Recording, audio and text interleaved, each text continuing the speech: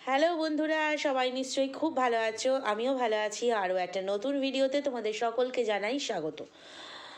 হঠাৎ কি শুনছি, আরে বাবা দিদি থাকবে না, দিদি ভাইকে ছেড়ে চলে যাচ্ছে বিপদে ফেলে। আবার তার সাথে কি শুনছি না, এই জাস্ট শুনলাম বাচ্চার বাবা সেও নাকি ওয়াইটি ছেড়ে দিচ্ছে। আচ্ছা, শুধু কি ভিউজের জন্য, মানে ভিউজ ডাউন চলছে সেই জন্য ওয়াইটি ছাড়া? অ্যাকচুয়ালি ভিউজের আপস অ্যান্ড ডাউন সেটা তো চলতেই পারে, মানে চলতেই থাকে প্রত্যেক ক্রিয়েটারের ক্ষেত্রে, কখনো ডাউন কখনো আপ। তো শুধুমাত্র ভিউজ ডাউনের জন্য সে ওয়াইটি ছেড়ে দেবে তা তো নয়। তাহলে কি তীরে এসে তরি ডোবার সময় হয়েছে? হুম হুম হুম কিছু দর্শক, কিছু ক্রিয়েটার যে কথাগুলো বলছে সেগুলো হয়তো হয়তো সত্যি। নাহলে ময়দান ছেড়ে কেন পালাবে? কারণ ম্যাডাম পোস্ট দিয়েছেন যে উনি আর এই কেসের ব্যাপারে উনি নেই। কিন্তু উনি তো কদিন আগেই বলেছিলেন যে কেসটা আমি ধরি সেটা আমি শেষ দেখে ছাড়ি, শেষ না দেখা পর্যন্ত ছাড়ি না। আসলে এই কেসটার তো এখনো শেষ হয়নি, তাহলে উনি চলে যাচ্ছেন কেন? মানে ওনার কমিটি সিদ্ধান্ত নিয়েছে, কোর কমিটি সিদ্ধান্ত নিয়েছে, তাই উনি তো ওনাকে তো কেউ নাকি চালনা করতে পারে না। আর উনি যখন এই কেসটা দেখছেন, হঠাৎ করে উনি গুটিয়ে নিচ্ছেন কেন নিজেকে? আবার চ্যালেঞ্জও দিচ্ছেন, কে বাঁচাবে? বাচ্চার বাবার নাম নিয়ে বলছে কে বাঁচাবে, এবার বাঁচাও, কার হিম্মত আছে বাঁচাও। এই আবার কি ধরনের? কারণ ক্লায়েন্টের সঙ্গে কি তার কোনো গন্ডগোল হয়েছে? আমার মাথায় এই প্রশ্নটা আসছে। সেই জন্য উনি এত ক্ষিপ্ত, রাগান্বিত।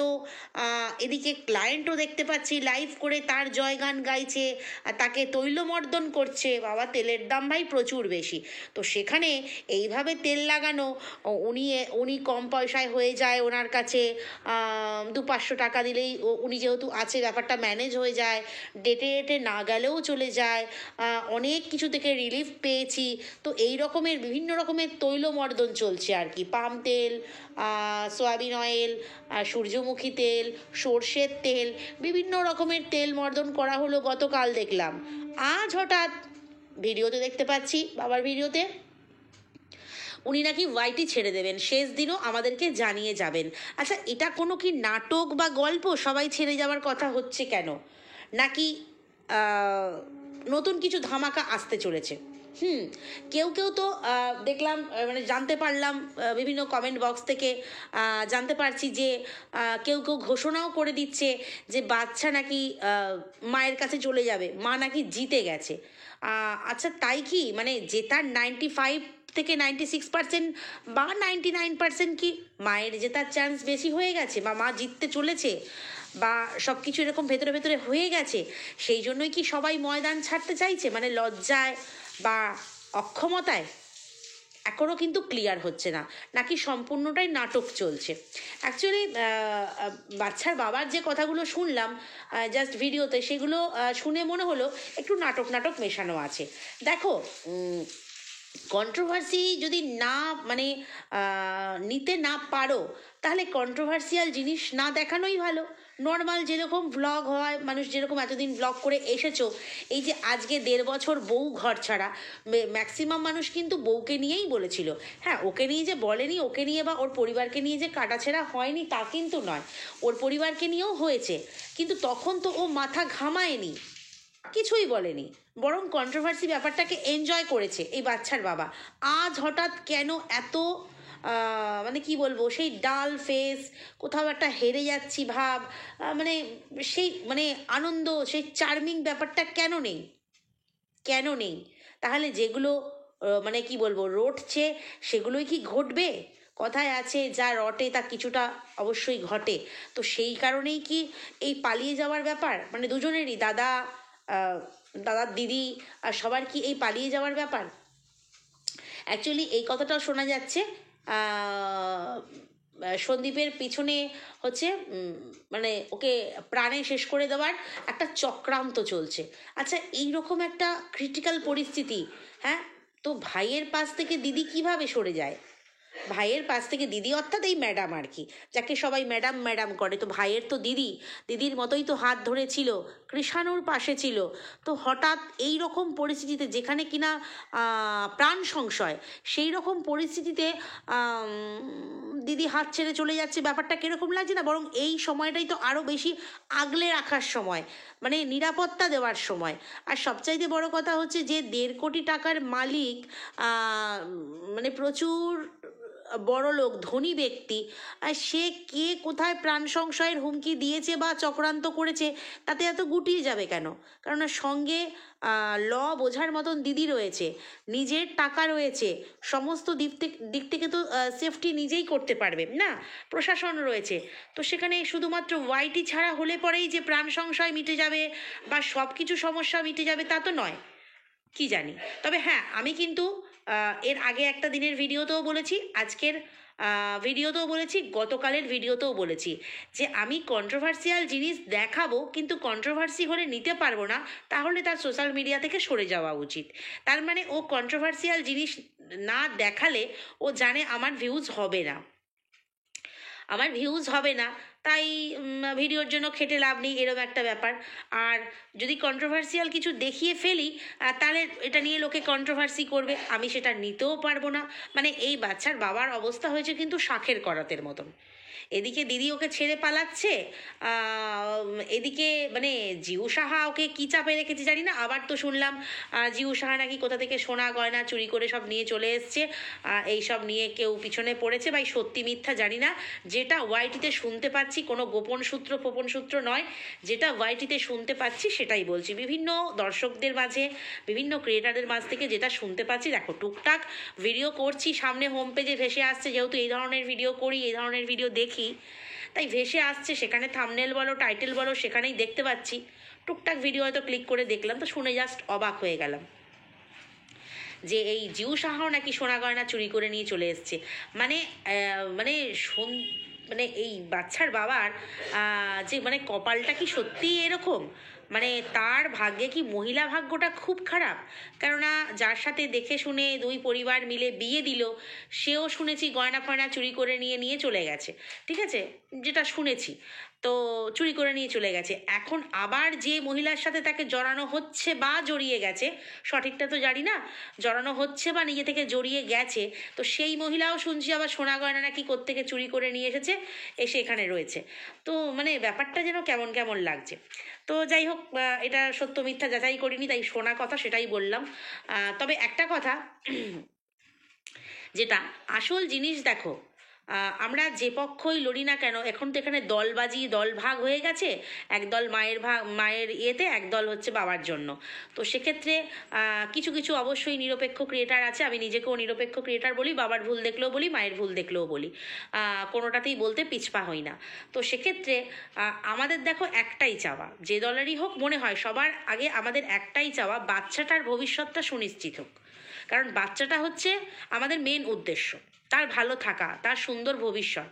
আর হচ্ছে বাচ্চাটার সাথে সাথে যে ওরা দুজনে খারাপ থাকবে তা কিন্তু নয়। যেহেতু ওদের বনিবনা হয়নি, যেহেতু ওদের মধ্যে মিসআন্ডারস্ট্যান্ডিং হোক বা অ্যাডজাস্টমেন্টের অভাব হোক, যেটাই হোক না কেন, মা মায়ের মতো করে তার বাকি জীবনটা সুখে কাটাক, বাবা বাবার মতো করে বাকি জীবনটা সুখে কাটাক। দেখো সামান্য ডিভোর্স, ঠিক আছে, এটা নিয়ে এত জলঘোলা, এত কিছু, এত ব্যাপারটাকে কেন জটিল করা হচ্ছে? মানে জটিল করা হচ্ছে, হ্যাঁ এটাই আমি বলবো যে জটিল করা হচ্ছে। কেউ বা কারা এই ব্যাপারটাকে জটিল করছে। অনেকে বলবে কন্ট্রোভার্সি ক্রিয়েটারদের ওটাই কাজ। না, কন্ট্রোভার্সি ক্রিয়েটাররা কি করবে? তারা ল বোঝে না, কিছুই বোঝে না, তারা যা দেখে ভিডিওতে সেটা নিয়ে তাদের যুক্তিসম্মত কথাবার্তা বলে। অবশ্য কেউ কেউ অযৌক্তিকেও বলে, সেটা বাদ দাও। তো সেক্ষেত্রে আমরা ল বুঝি না, যেটা আইনের ব্যাপার সেটা আইনের মতো চলবে, সেটা মা মায়ের মতো জীবন কাটাবে, বাবা বাবার মতো জীবন কাটাবে। কিন্তু এই ওয়াইটিতে এসে সব ব্যাপারটাকে পাবলিক করে দিয়ে, এখানে এই ঘটছে, ওখানে সেই ঘটছে, এর এত টাকা আছে, ওর অত সম্পত্তি আছে, এই সব এত অবান্তর মানে বেফালতু কথাবার্তা তো কোনো প্রয়োজন নেই, কিন্তু এগুলো নিয়েই কিন্তু ওয়াইটিতে বেশি চলছে। সেই জন্য এই ব্যাপারগুলো বেশি জলঘোলা হয়ে যাচ্ছে, মানে লেজে গোবরে ব্যাপার বলে না, সেই লেজে গোবরে ব্যাপার হয়ে যাচ্ছে। তো এইটাই হচ্ছে ব্যাপার। তো সেই কারণে বাবা হচ্ছে এই লেজে গোবরে হয়ে গেছে। বাবা লেজে গোবরে হয়ে গেছে কেন, সব ব্যাপারটা মানে প্রথম থেকে ওয়াইটিতে এসে বলে বলে দেওয়াতে। আমরাও শুনেছি, সে বলেছে সে এভাবে ভিউজ কামিয়েছে, তার তখন views high high high high ছিল, কিন্তু মা কিন্তু নিজের ব্যাপারটাতে একদম ফোকাস রেখেছে, সব ব্যাপারটা কিন্তু সাইলেন্ট, কি করছে না করছে সব ব্যাপারটা কিন্তু সাইলেন্ট, ব্যাপারগুলোকে শুধু ছুঁয়ে যাচ্ছে যে আমি অমুক জায়গায় অমুক দরকারে গেলাম, দরকার কি, কতটা কি সাকসেসফুল হলো, কার সাথে দেখা করলো, কার সাথে গেল, কিচ্ছু না দেখানো না বলা। আমার মনে হয় যেহেতু লিগ্যাল ব্যাপার, সেহেতু ওয়াইটিতে এসে ওইভাবে প্রতিদিন চর্চা না করাই ভালো। অবশ্য ম্যাডামকে আমরা দেখেছি লাইভ করে করে সমস্ত বার্তা দেওয়া, ইনফরমেশান দেওয়া, এগুলো আমাদের না দিলেও চলতো, আমরা এগুলো দিয়েছে বলেই হয়তো আমরা জানতে পেরেছি, অনেকেই ওয়ারিড থাকে। তবে আমার মনে হয় এইসব আইনের ব্যাপার ওয়াইটিতে এসে কন্ট্রোভার্সির সঙ্গে গুলিয়ে ফেলেছে কেউ বা কারা, সেটাতেই সমস্যা হচ্ছে। তো মেন সমস্যা যেটা, বাবার এখন হচ্ছে পালিয়ে দিয়ে ছেড়ে দে মা, কেঁদে বাঁচি অবস্থা, পাবলিক তুমি আমায় ছেড়ে দাও, আমার কেঁদে বাঁচি অবস্থা। ওয়াইটি ছেড়ে যেতেও রাজি আছি, বাট বিশেষ একজনকে ছাড়তে আমার পক্ষে অসম্ভব। অ্যাকচুয়ালি দেখো, আরশ ভাইয়ের ভিডিও থেকে কিছুটা আমরা হিন্টস পেয়েছি, তারপরে বিভিন্ন কমিউনিটি পোস্ট ম্যাডামের, সেগুলো থেকে আমরা কিছুটা হিন্টস পেয়েছি যে হ্যাঁ, সন্দীপ কিন্তু সমস্যায় আছে, কেউ বা কারা মারতে চাইছে, ওকে মারতে চাইছে, কিন্তু তার কি কোনো প্রতিকার নেই? শুধু ওয়াইটি থেকে পালিয়ে গেলেই হবে? ওয়াইটি থেকে পালিয়ে গেলেই ও কি সুস্থ জীবন পেয়ে যাবে? তা তো নয়। তাই আমার মনে হয় ওয়াইটি থেকে পালিয়ে না গিয়ে, সন্দীপ কেবলই পালিয়ে না গিয়ে ও নিজে যেরকম নর্মাল ভ্লগ দিচ্ছে সেরকম দিক, ওর কেসের ব্যাপার ওর মধ্যেই জানাটুকু রাখুক, এবং ওর কেসের ব্যাপার নিয়ে আদার্স কেউ সেগুলো যেন ওয়াইটিতে এসে না প্রকাশ করে, এটাই মনে হয়। কেস যেমন কেসের পথে চলছে, কেসের মতো করে চলছে, চলুক। জানি আমাদের দেশের আইনের মানে কি বলবো, সময় যেটা, সেটা কিন্তু প্রচুর লম্বা, প্রচুর লম্বা, তো সেটা সময়ের ব্যাপার, তো সেটা সেভাবেই চলুক। কিন্তু এটা নিয়ে এত ওয়াইটিতে যত না সন্দীপ করেছে, সন্দীপ যার ক্লায়েন্ট ছিল সে মনে হয় বেশি করে বলেছে, সেই জন্য ব্যাপারটা এত জলঘোলা হয়েছে। তবে আমার মনে হয় কিছুটা নাটকও আছে, কিছুটা নাটক আছে, কারণ সবাই রিকোয়েস্ট করবে না ছেড়ে যেও না, না ছেড়ে যেও না। যেমন ম্যাডামকে সবাই বলছে আপনি থাকছেন, আপনি ছাড়বেন না, ছাড়বেন না, ছাড়বেন না। সেই মীর বলতো না, মীর বলতো কি প্রোগ্রামটা তো হতো, রিয়েলিটি শোটা হতো কি, মনে পড়ছে না, বেশ কয়েক বছর, এখন তো টিভি দেখা ছেড়েই দিয়েছি, তখন শুনতাম আপনি থাকছেন বস, আপনি থাকছেন বস, সেই রকম হচ্ছে ব্যাপার। সবাই রিকোয়েস্ট করবে, ভাইকেও রিকোয়েস্ট করবে, ভাইয়ের দিদিকেও রিকোয়েস্ট করবে, তো এরকম একটা ডিমান্ড বাড়ানোর ব্যাপারও কিছু একটা আছে। আর প্রাণে মেরে ফেলার ব্যাপারটা সেটা হচ্ছে, দেখো কেউ যদি সেরকম হুমকি ধমকি চমকি দিয়ে থাকে বা সেরকম কিছু ব্যাপার নিয়ে থাকে, যে মারবে সে কিন্তু এত জানিয়ে মারবে না, পরিষ্কার কথা। আর যদি বা জানাজানি হয়ে যায়, যারা শুনছে, যার প্রাণ সংশয়, আর সে তো তখন প্রশাসনের মানে দ্বারস্থ হবে। সে কেন ওয়াইটিতে সেই ধরনের কমিউনিটি পোস্ট দেবে? সে বা তারা বা তার দলের লোক, তারা তো প্রশাসনের দায়িত্ব নেবে যে এই লোক দ্বারা আমি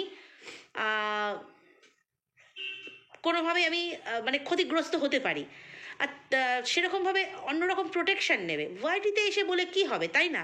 ওয়াইটিতে এসে বলে কন্ট্রোভার্সি ক্রিয়েটারদের সত্যি কথা বলতে কন্টেন্ট দেওয়া হবে, আর কিছু হবে না। এই যে আমি কন্টেন্ট পেয়েছি, আমার মতন আমার সহকর্মীরা কন্টেন্ট পেয়েছে, ভিডিও করব, তখন আবার নিতে না পারলে ওদের কষ্ট হবে, এটাই তো সমস্যা।